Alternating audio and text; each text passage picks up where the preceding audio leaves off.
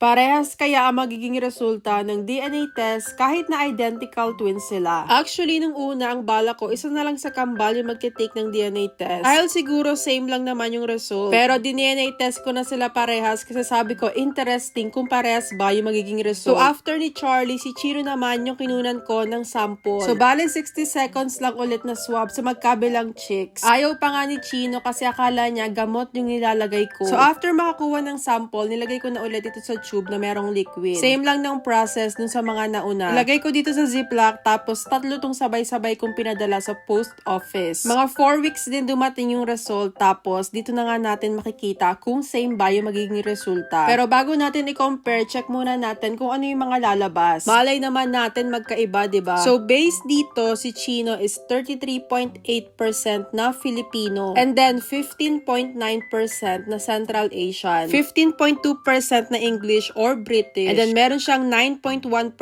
na Korean. Aside dyan, merong 26% na iba't ibang ethnicity. So si Chino, meron din siyang 1.1% na Japanese, and then French, Germanic, Scottish, and Welsh. Meron ding Swedish, North Italian, Dutch, and Norwegian. And kung i-compare natin, meron talagang pagkakaiba. Pero based sa percentage, diba, kukunti lang talaga yung difference. Though kay Charlie, walang lumabas na Japanese, pero nag-match si Charlie and Chino as identical twins.